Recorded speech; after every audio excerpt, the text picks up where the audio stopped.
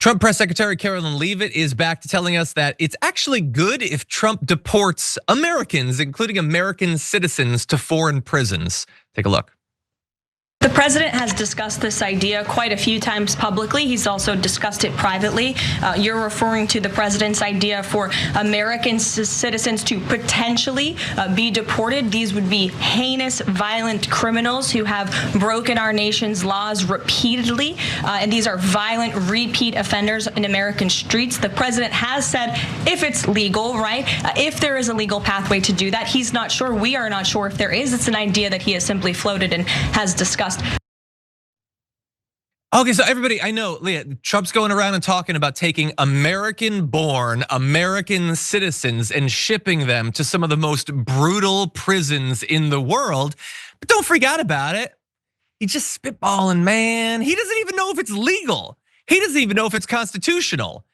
That's our defense of it, that the president is talking about shipping American citizens for whatever reason, and he has no clue if it's even legal. So everybody just calm down. Oh, by the way, if he were to do it, it's fine. They would be the most violent felons ever. So it'd be just like when we've been shipping all these migrants down south. Except, as you already know, and as we made clear in multiple updates on this, that's not at all true of the people that we've been shipping there. And so if the foreign-born people that we've been shipping to Venezuela, El Salvador, all of that, turns out actually weren't terrorists, weren't gang members, weren't violent felons, weren't criminals necessarily at all. And that's the same defense they're using in the lead up, getting us comfortable with the idea of sending American citizens there. Well, then who are they actually gonna be sending? And so to make clear, I wanna go through some of what we know about the people they've already deported and how little evidence there is that they've committed any crimes whatsoever. And we're gonna start, by the way, when we have CBS News, they've been delving into the 238 individuals that have been sent to Venezuela. They found the vast majority hadn't even been accused of any crime, let alone a violent crime, let alone of terrorism. Not even an accusation, let alone actual evidence. And Pam Bondi was not a big fan of being asked about that. 60 Minutes found that 75% of the immigrants who were sent to El Salvador do not have public criminal records. Is that true? Do you mean in our country? The Venezuelan migrants who were sent to. Okay, well, they're not Venezuelan migrants. They're illegal aliens from Venezuela who should not have been in our country, who are committing the most violent crimes. So if you committed a murder in our country, we're going to keep you here and we're going to seek the death penalty and we're going to keep you in prison because our victims' families deserve that. But we don't have to charge them with every crime. We can deport them and get them out of our country and save room in our prisons because they should have never been in our country to begin with. So you confirm they didn't commit a crime? Thank you. Right? Is that what you're confirming? That seems like an important follow-up, and thus she flees. She retreats. She doesn't want it. She doesn't want to have to say that, yeah, no, we're not confirming, we're not even alleging any specific crime. Did you not hear me? I already called them aliens. I already called them illegals. I'm calling them terrorists. You want evidence? No. They're brown. Is that not enough for you people? Get off my back about all of this. And so, also, by the way, did you note that? If they've committed murder, they're gonna keep them here so we can seek justice and get the death penalty. But Karoline Leavitt's been saying this entire time that we're shipping all these killers. So which is it? But like, they don't even have enough actual killers that they can trot out the details of to fill one of these excuses, let alone both. I'm beginning to think they don't have any killers actually. But I wanna jump into what CBS News actually reported, because we're not gonna get any of these answers from Pam Bondi. She's a loyalist, she doesn't care about the rule of law or whatever. But they did look into those 238. These are the ones that have been sent to Venezuela. They found at least 22% of the men on the list have criminal records here in the US or abroad. So 22%, about 1 in 5 have some criminal record, although not all of them have actually committed crimes here. Maybe that doesn't matter to people, but that means that the number is actually less than 1 in 5 that have committed crimes in the United States.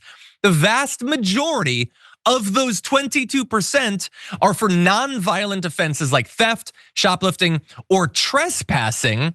About a dozen are accused of murder, rape, assault, and kidnapping. I'll assume that they did it, okay? We'll give them the dozen. That's 12 out of 238, okay? But we could not find criminal records, they say, for 75% of the Venezuelans, 179 men now sitting in prison. So for 75%, they couldn't even find an example, an allegation of foreign trespassing, let alone anything else. So they had 12 people who actually have been accused, again, not adjudicated, not like there's no, like we haven't gone through the process. They've at least accused them specifically of what you might classify as a serious crime. 12 of that entire group of literally hundreds. And that's all they have. That's literally all they have. Well, that's not all they have. They have the constant chant of terrorists, terrorists, terrorists, terrorists. Shut up, don't think about it, don't look at these numbers, don't worry about it. Sure, the vast majority, almost every single one is innocent of literally anything other than not having their paperwork in line, although some of them did actually have that too, but terrorists, terrorists, terrorists, whatever. Now, before we jump into the discussion, I do wanna let you know, there have been some judicial developments. Federal judges in both New York and Texas have blocked the deportations of some people that are currently challenging the Alien Enemies Act. So that's our development. We'll see what happens. Producer Mike Dragon says, shut up about the sky. Shut up about the sun, everyone. Shut up about the sun. They're terrorists. Anyway, what do you make of it, Sharon?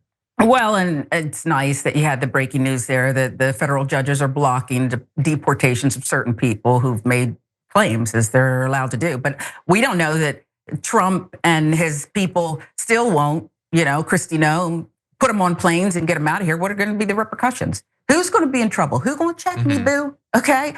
And that exchange that you played with Bondi, the Attorney General, and the reporter, I loved it for this reason.